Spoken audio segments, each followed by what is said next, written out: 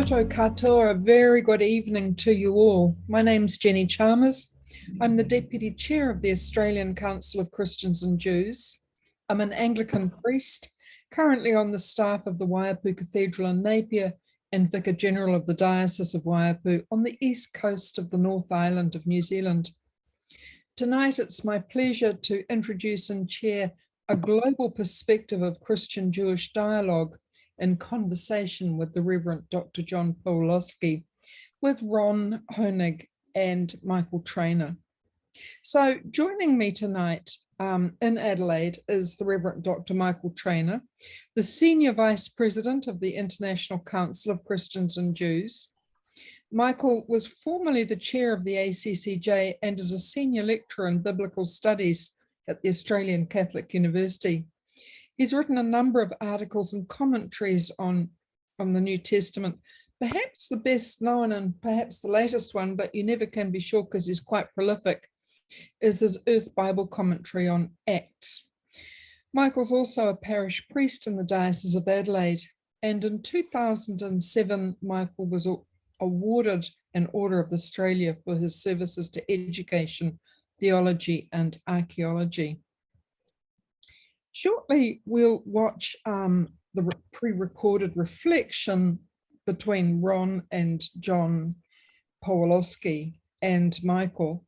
Dr. Pawlikowski has been an active participant in Jewish-Christian dialogue for well over 50 years.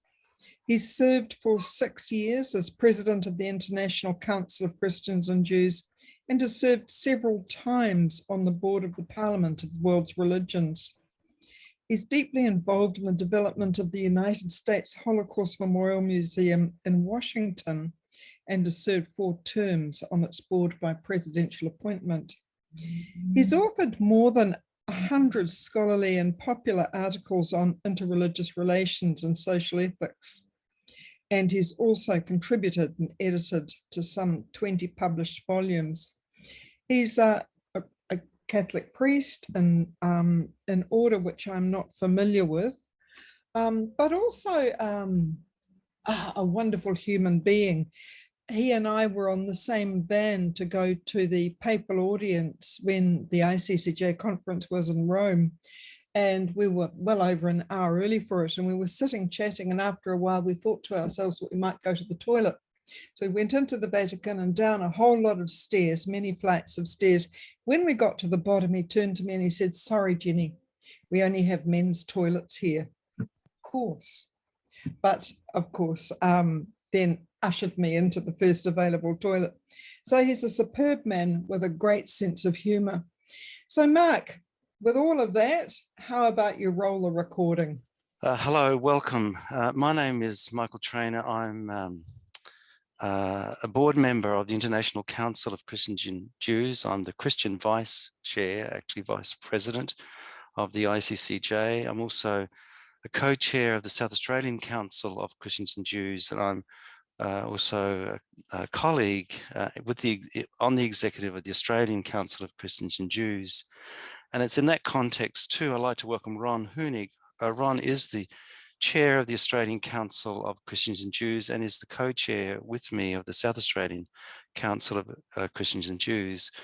And it's our delight to welcome with us Rev Dr John Pawlikowski. John is a member of the Order of Friars of the Servites. He's a founding faculty member of the Catholic Theological Union. He served in that faculty from 1968 until his retirement in 2017. And John has been an active participant in Christian-Jewish dialogue, as well as a number of other interreligious areas, and has served 6 years as president of the International Council of Christians and Jews, and has served several terms on the board of the Parliament of the World's Religions. He's a social ethicist. He's worked for the Office of Justice and Peace at the National Conference of Catholic Bishops of the United States.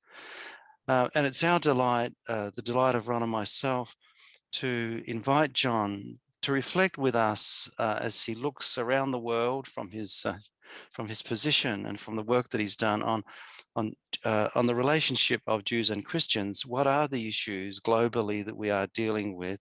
And as we move into the future, what is it that we need to be aware of? What are some of the key issues that those of us involved in Jewish-Christian dialogue need to be aware of? So John, welcome. Welcome from Chicago.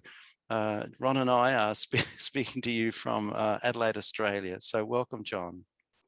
Well, thank you. Thank you very much, Michael.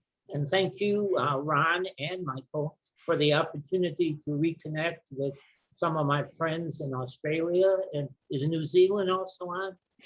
They will be recipients of this as well, John. Yes. Okay, my friends in New Zealand, which I had the great honor to visit and address, especially during the time of my presidency of ICCJ. I've been speaking of late that we are living in an axial period of human history, not only politically and socially, but religiously. An axial period, by definition, is a time of substantive change and reorientation in human society. It only occurs at best every few centuries, and I think we're in that moment right now. It is also very difficult to live in an axial period because you really don't know what direction it's ultimately going to wind up at. So I think it's in that larger context that I would speak about issues in the Christian-Jewish dialogue. Let me begin by relating a discussion that took place just prior to the ICCJ international meeting in Istanbul, Turkey, some years ago.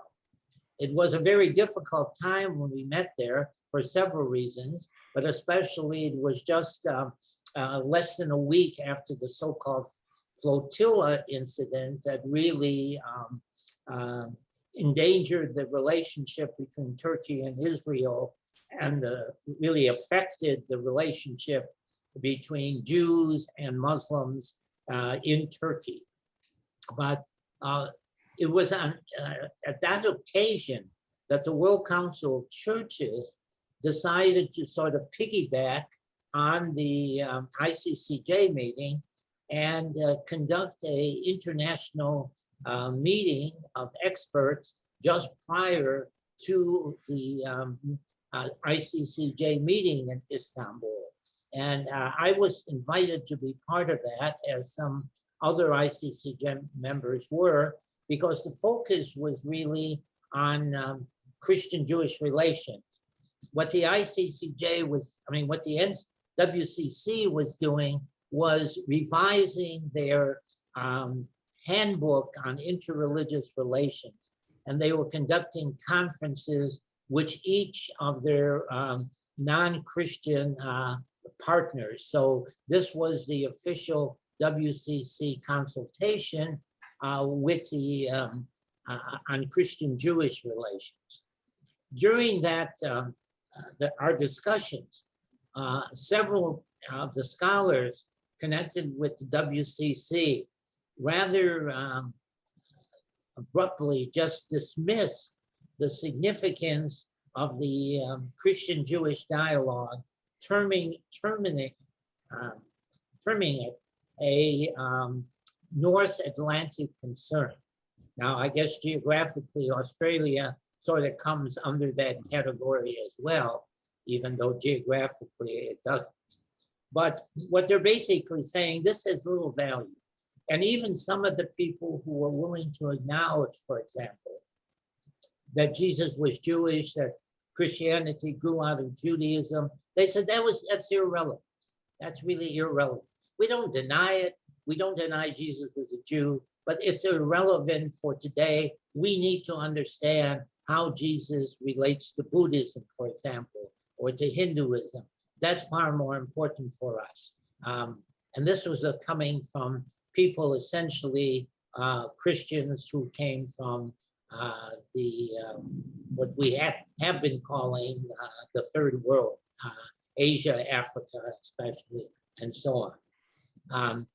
And I think that does raise a major question for Christian-Jewish relations. And really, you in Australia and New Zealand may be somewhat at the cutting edge of that issue because of your geographic situation and the fact that your connections, while they're still, as a country, are still to a significant extent with North America and Europe, they are also increasingly Asia-oriented.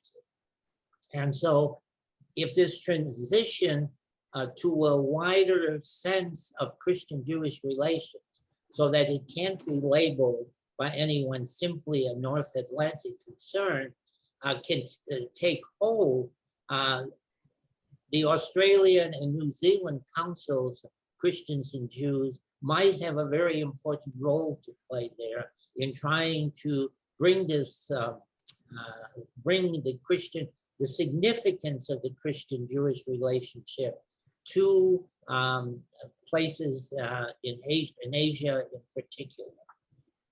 My argument increasingly, let me, before I go into that, one of my concerns has been, as someone who's also increasingly been involved in the wider interreligious dialogue, especially in and through the Parliament of the World's Religions, with which I have been more or less associated with from the very beginning of the Parliament, not the 1893 Parliament, but the 1993 100th anniversary commemoration of that Parliament. And whenever I look at interreligious dialogue, so often the one religion that's missing in the mix is Judaism. Now, within the Catholic Church, it's understandable. I'm not so sure whether it's good or bad, but the fact that in the Catholic Church, the Christian-Jewish dialogue has been isolated from the wider dialogue of world religions. It's a part of the dicastery for ecumenical relations rather than the dicastery for interreligious relations. John, you might just need to explain the dicastery word. Well, you can simply translate it office. The office for the Catholic Jewish relations fall under what is called the Holy See's Commission for Religious Relations with Jews. That's a kind of subunit within the Vatican Office for Ecumenical Affairs with other Christian churches. And the same people who had that one had basically, like Cardinal Koch, is the overall head of both parts of that office. So that was true with Cardinal Cassidy, it was true with Cardinal Kasper. But this sort of isolates the Christian-Jewish dialogue, and the Christian-Jewish dialogue and what's been developed and accomplished in it doesn't really often get a hearing within the wider global interreligious dialogue. But the global interreligious dialogue, with the shift in Christianity, both within the Protestant community, but also increasingly within the Catholic community, is somewhat away from North America and Europe towards Asia and especially Africa. And there have been some attempts, even within ICCJ, to establish some contact with both Africa and Asia. There was an attempt to particularly see if a regular contact and even possible membership could be established with South Africa, where of course you have the only really significant Jewish population in Africa. And also in Asia, particularly there was outreach for a while from the ICCJ office to certain groups in India, that sort of contact. But I've always argued that what has gone on in the Christian-Jewish dialogue, especially if you might say theologically, represents a significant restatement of certainly the founding of Christianity and how its roots in Judaism, and also how it understands some of its basic tenets and beliefs. And that the dialogue with Judaism has really altered some of the ways in which we perceive those beliefs as Christians, including key elements like the belief in the Holy Spirit, the belief in Christ or Christology, and so on. And I think, for example, I've said to some Muslim colleagues, when Muslims and Christians are engaged in a dialogue, there needs to be an understanding of how the Christian-Jewish dialogue has altered some of Christianity's self-perceptions.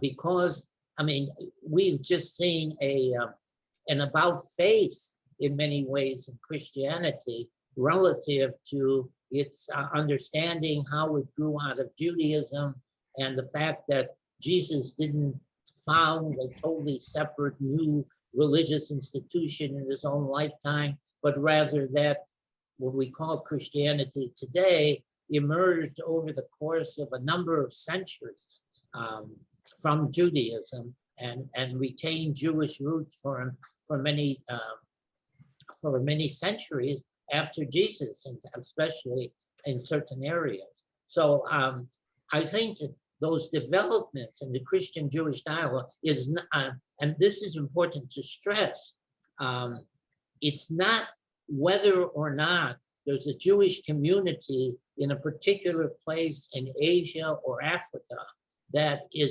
makes the entire difference as to whether Christian-Jewish dialogue gets some attention.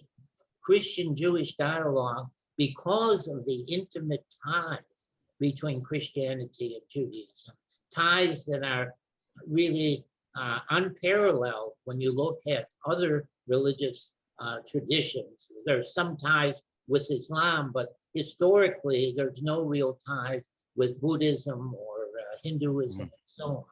So it's important that when we're in the context of interreligious dialogue, people from other faith traditions, whether it's Islam, Hinduism, Buddhism, begin to understand that the dialogue with Jews has transformed some of the ways Christians understand their self-identity. But someone's got to bring that message to the interreligious dialogue. And I've been a little, I was been a little critical when I was president of ICCJ. I did make some attempt to do this, particularly through contacts with the WCC and to some extent with the Vatican as well. But we did, the ICCJ, I encouraged representation at several of the general assemblies of the WCC. The last time I think ICCJ was actually represented by way of speakers in a kind of, if not officially, semi-official way, was the WCC General Assembly in Porto Alegre, Brazil. And it was fascinating there because we had a panel, and I was on that panel, but we had a panel including one South American member of ICCJ from Brazil. You know, we were competing, our session was competing against about 15 other sessions. And we got almost 100 people for our basic seminar, literally from all parts of the world. and most of them not acquainted at all, or very modestly acquainted with Christian-Jewish relations. I think now I'm reflecting on this point. I'm reflecting a little bit of the situation in the United States, and I'm not sure if there's an exact parallel in Australia or New Zealand, but for many years after there has the beginnings of some conversations among Christians, among Jews, Protestants, and Catholics, a scholar named Will Herbert devised this model of Catholic Jewish Protestant. And that model kind of dominated the scene for several decades and so on. Who was the author? Who was the scholar? Will Herbert. It's referred to as Will Herbert's model. He was a sociologist essentially, but Herbert's model within the last decade has been breaking down, and it's been breaking down certainly with, for example, you just look at CCJR, the US component of ICCJ, how many of the member programs, the member institutions that are part of the CCJR have evolved into, at the minimum, Christian, Jewish, Muslim entities, and some have even gone beyond that, especially to Hinduism and Buddhism, but certainly Christian, Jewish, Muslim. But I'm beginning to see that even the model of Christian, Jewish, Muslim is receding, and its place is being taken by an emphasis on a much wider dialogue, not just of talk, but of collaborative action. And this I perceive to be another change that's occurring. The Catholic, particularly the Catholic Jewish dialogue in the United States, if you want to call it a dialogue, began with action in the 1930s and 1940s, when Catholics and Jews who were kind of considered minority and suffered considerable prejudice in housing, job opportunities, and so on, banded together in the beginnings of the unionization movement, which was heavily organized by Catholics. And that didn't lead to a real conversation as yet about how they perceived each other theologically. I mean, Protestants still celebrated Reformation Sunday when they denounced Catholics.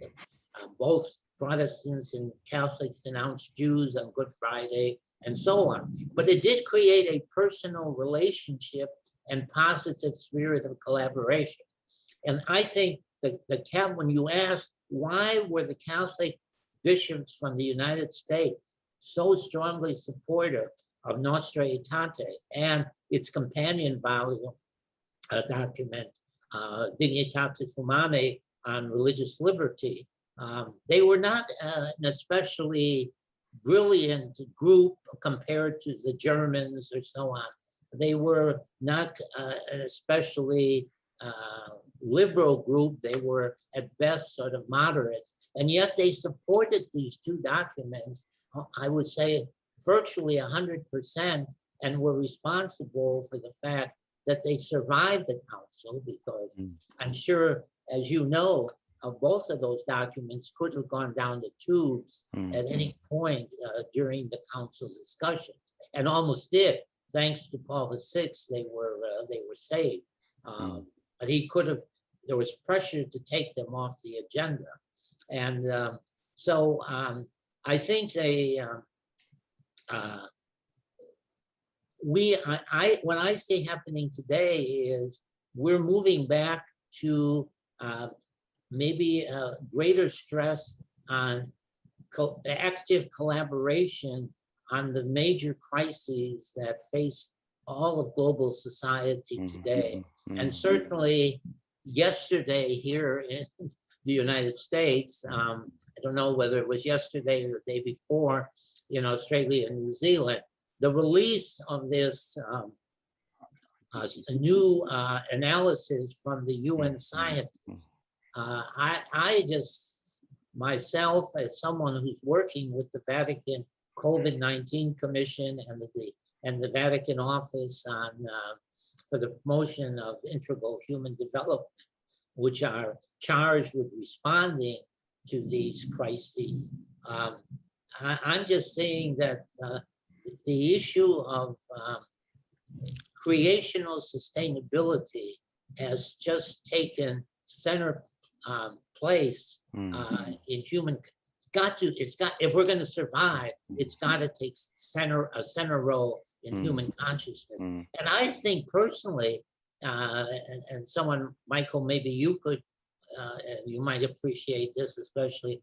I think there are resources in the biblical tradition, the tradition of the Hebrew Bible, that Christianity has kind of neglected about the sanctity of the land and so on. That really could be a powerful tool and could be made much more centerpiece even in the Christian-Jewish dialogue.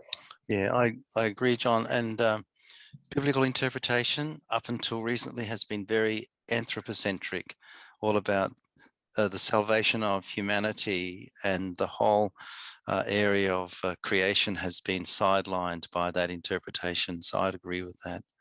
But Ron, John, as you come to kind of summarize what you've been saying, and I'm going to invite Ron in a moment to offer some his reflection out of what you're saying. Is there anything finally, John, and I agree, creation has to be center in our dialogue. Is there anything finally you want to say? Well, I would just mention, and it may be provocative and we can't, I don't know that we have time to discuss it here, but I think it's got to be on the agenda of ACCJ, is it?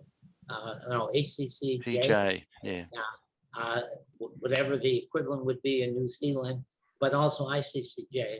And that is that I think Christian perceptions of Israel are changing. And I think this most recent episode of violence between Hamas and Israel have really advanced that. Israel's image is trending away from that of victim to much more to that of oppressor. Now, we may not say that's simplistic and so on, but I find it a reality, particularly among even what I would call moderate Christians. There always have been the people, I don't know if I should say leftist side of Christianity, more so Protestant than Catholics, but you can also find the Catholics there, which have been critical of Israel and very, very positive on the Palestinians and so on. But there's been a large middle group that I think fundamentally really still understood Israel as somewhat the victim of terrorism and so on. And that is changing. And I think if we don't begin to have open discussions of it, it's liable to just get away from us. And I'm afraid. John, thank you. Ron, what comments would you like to offer in the light of John's reflection, that kind of that global look, where Australia fits, New Zealand fits into the Jewish Christian dialogue, particularly in the Asia Pacific area, and the whole move to claim Jesus within Judaism and the Jewish Christian conversation as important, which has been in some ways sidelined, and then more recently the conversation dealing with the environment and now the state of Israel. So Ron, comments and questions. I think John's pointing to a very significant area for our action, perhaps not for theological discussion, but for our action, in the sense of responding to this worldwide issue around climate change, and working in particular with Buddhism and Hinduism on a joint platform for the world. So I see that just in small ways we are working in South Australia, but I'm sure people are working all across Australia and the globe in multi-religious ways to talk about the issue of the ecology, to talk about the issue of what John referred to as the creation world, and I think that's that. I think John putting his finger on the North Atlantic, or could we say white, obsession on what people are representing as a North Atlantic obsession around the relationship between Christians and Jews needs perhaps to be, can be ameliorated by working more with religions that are not founded in the Abrahamic tradition. So I think that's I think John's made a very important point there. It's interesting that at the same time, we, with our European, Australian, North American background, are also focusing on issues of anti-Semitism and domestic terrorism. And so that our involvement with the problems of the past, which are still very significant and increasingly more significant on a critical level, we need to operate in. We need to play this piano with two hands. So that's on the left hand, we are dealing with the issue of anti-Semitism and racism, etc., in our country and in the United States and in Europe. But at the same time, we are needing to deal with a global understanding of the world and an ecological understanding of the world, so that we reach out to our non-Abrahamic brothers and sisters. Thank you, John, for your representation of that. It's not something that I have thought about a great deal, but I can see that our interest in eco-theology is a way of reaching out to neighbours, our actual neighbours in the North and in Asia, at the same time as our historic roots and the concerns raised by anti-Semitism in Australia, but in particular in the United States and in France, they cause an internal obsession. So that's what I'd like to add to what you said. Yeah, so as we come to conclude our time together, John, do you have any concluding thoughts or summary thoughts that you'd like to offer as we conclude our conversation? Well, I think one dialogue that needs to be nurtured further is the Jewish-Muslim encounter. The American Jewish Committee did establish a program along those lines, which is directed by a mutual friend of myself and Michael, Ari Gordon, Dr. Ari Gordon, who has his doctorate in Islamic studies from the University of Pennsylvania. In recent conversations with him post the Hamas-Israel encounter, unfortunately, that dialogue has suffered a setback. ISNA, the Islamic Society of North America, which had joined the AJC in a partnership to undergird this effort of Muslim-Jewish dialogue. Officially, I'm not quite sure whether the word would be cut its ties or suspended at least its relationship with AJC.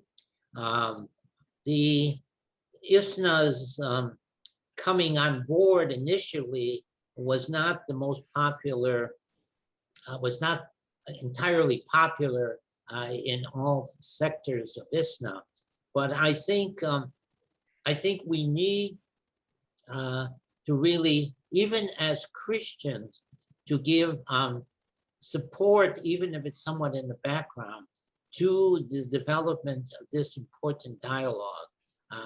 Because Christianity and Islam are, now Pope Francis in many ways, I would have to say, has given more attention to Christian-Muslim relationships than he's almost given to Christian-Jewish relationships or Catholic-Jewish relationships. Not that he's done anything so negative, but you know, there's nothing in a way affecting Christian-Jewish relationships that is equivalent to the importance of the Abu Dhabi statement by Pope Francis, particularly for Christian-Muslim, Catholic Muslim, but even in terms of the wider area.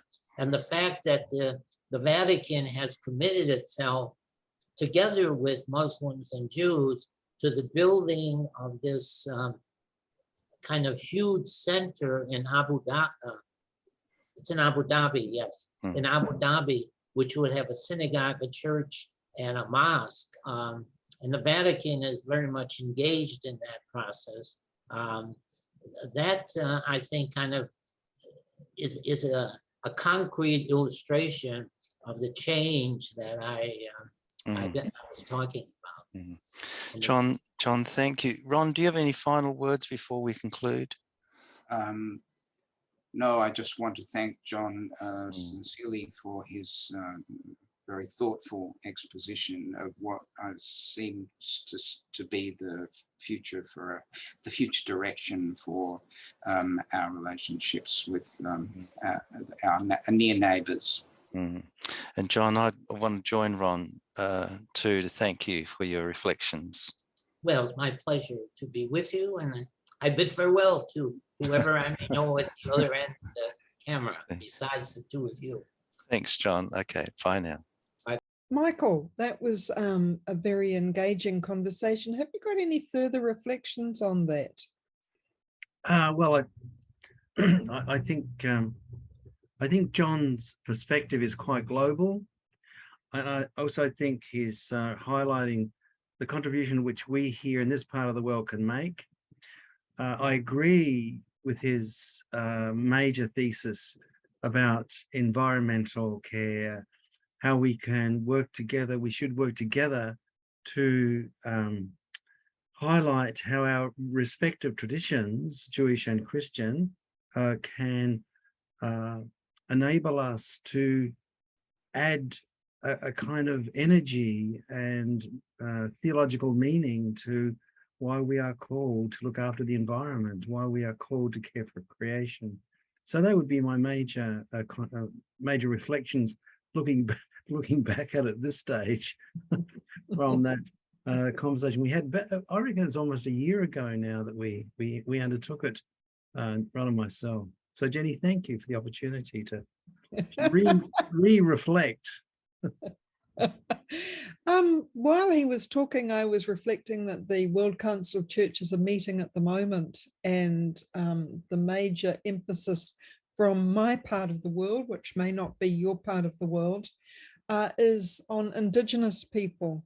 And of course, in New Zealand, dare I say it is Indigenous Maori who are leading the battle against, I would say, climate change by their particular system of care of creation, which has strong elements, you know, it runs parallel to Christian Jewish care of creation, but they lead it far more strongly than we do, if I can put it that way.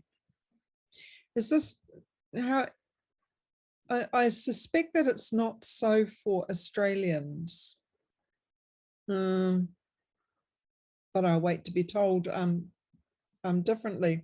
So just picking up on some of the chat, Marianne Dacey asks, could the ICCJ link more with the World Council for Religion and Peace and the World Parliament of Religions? What would your answer to that be, Michael? Of course, I think it's important that we continue to look for collaboration amongst our various bodies that are on the same mission for global peace and unity. I think I'd agree with what Marianne's suggesting. And Martin Chatfield says, and you will think about this, the Muslim dialogue will have difficulties until Saudi Arabia allow churches and synagogue in its countries. What I didn't say, Martin, is that I'm the founding Christian co-chair of the Abrahamic Council in Wellington. And my reflection would be that, and numbers of you will have heard me say this, that the tripartite talks went on for 7 years before we went to actually launch this in the New Zealand Parliament. And that would now be 10 years ago. Now, I recently took a motion to the ICCJ, which regarding Christian-Muslim dialogue, which was welcomed, but not effusively so, I would put it that way. But listening to John tonight, I thought perhaps that's something that's been overcome by the need to have Christian-Jewish dialogue with lots of other religions in the same way that the interfaith councils do in New Zealand. And I assume there are interfaith councils in Australia. I certainly know of the Christian-Jewish dialogue, Muslim dialogue in Melbourne. Has anyone got anything that they'd like to add to that? Jenny, I was thinking of Patrick. I wonder what, Patrick, your response was to John's comments about the importance of engaging Muslims in this, the uniqueness of the relationship between Jews and Christians and contribution that makes to Muslim dialogue. I mean, Patrick, what comments would you offer? I think it is important to have the trilateral conversation. It's the Abrahamic connection, Sarah and Hagar, which sort of provides another basis for commonality, even though each of us deal with those figures in significantly different ways. But it's part of the important conversation. And of course, the issue of Israel and Palestine has to be able to be talked about in a respectful, free and honest way. And at the moment, I feel it's quite constrained and under pressure, that it's not easy to talk about the issue because it always runs the risk of being heard in polarized ways, in binary ways. I agree. I think we've got to find ways of collaborating across that very fraught border. The other question I have too, Patrick, on this is what contribution can Jewish-Christian dialogue make to Muslim self-understanding, or can it? Why don't you ask difficult questions, Michael? Why all these simple ones? I think the biggest contribution that Jewish-Christian relations can make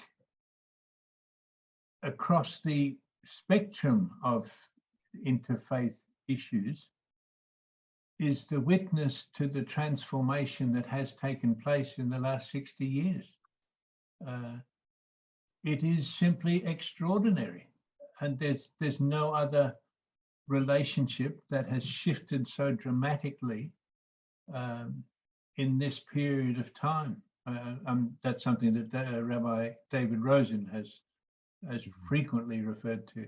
So I just think the witness of that is possibly the most important thing.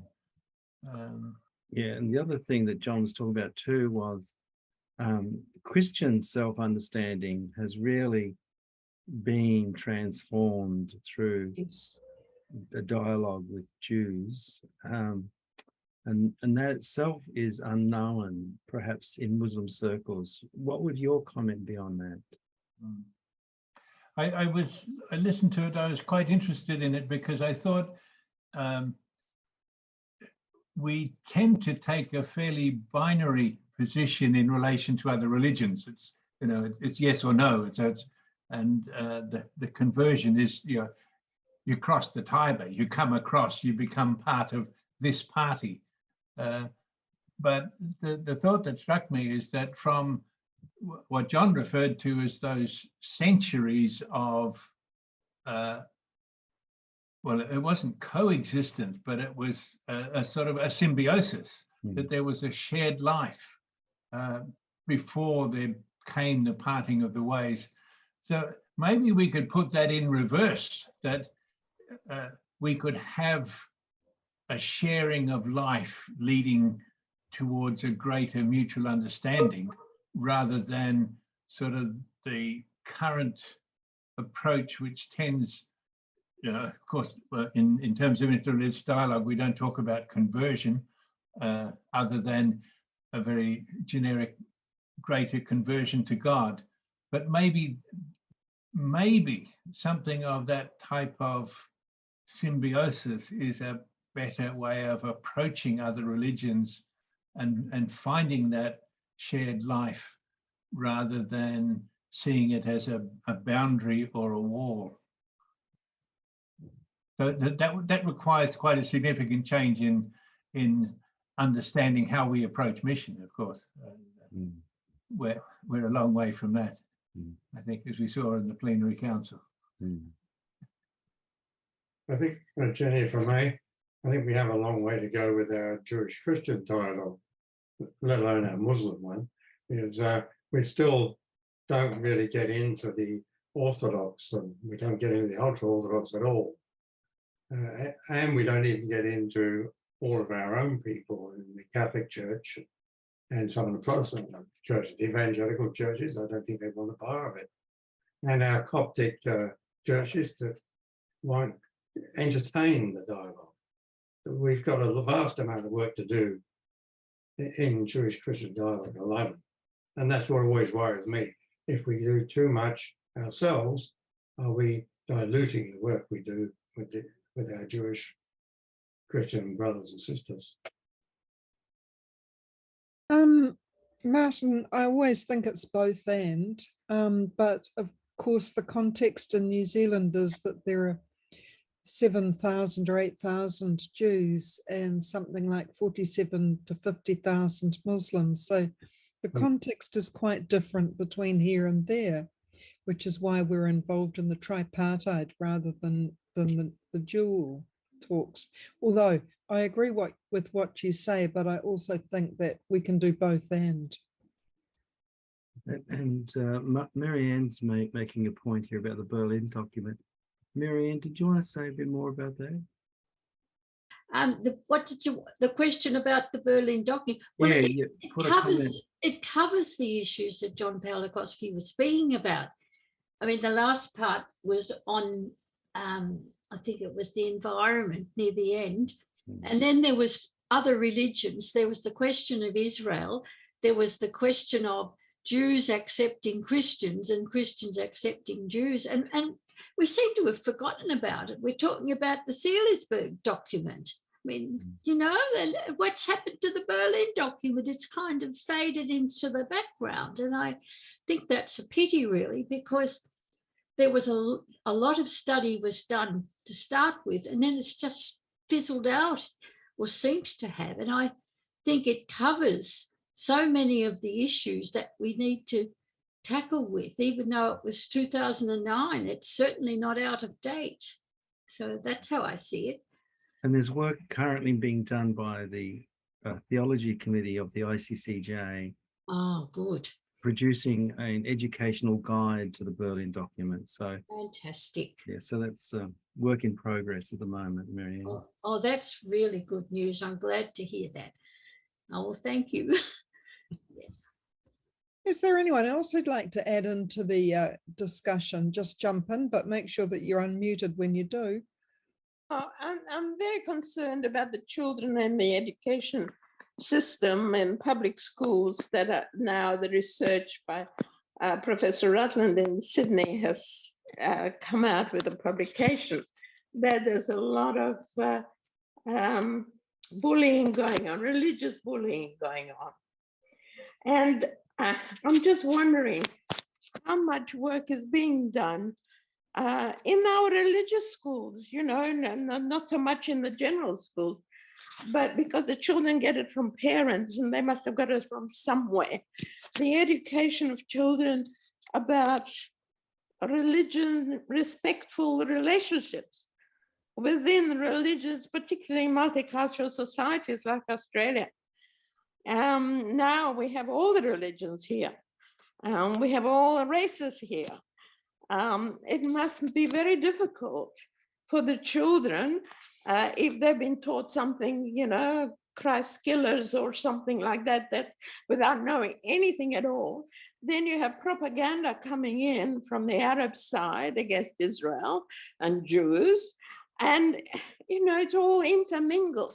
So I'm just wondering what is being done. It's all very well at the upper echelons that we are at. What about the education of children? Well, I can talk from the South Australian perspective, which is some of us have been consultants to a new, a developed religious education curriculum here in Catholic schools in South Australia. And it's been quite balanced with reflections and insights into the very material that we've been reflecting on tonight here with John Pawlikowski. That's very positive. And the other thing is, the other area I'm aware of is in Sydney, and maybe Patrick might have a comment about this as well, but I know one of our colleagues in the Australian Catholic University has been developing programs his name is Emmanuel Nathan, working with schools and educators on Jewish Christian matters and illuminating the advances of understanding that have been developed in the last 50 years or so. So in South Australia and in New South Wales, there are very positive steps to that kind of need that we have for an enlightened and authentic understanding of Judaism. Yeah, because today the new generation of young people are not taking it the way they might take it when they're little. But in Melbourne, there's a court case going on with one of the schools because Jewish kids have been, you know, terribly assaulted, even physically assaulted. And so they are now taking the school, the principal and everything to court. Because, you know, nowadays we don't want, and then the university, they've got their own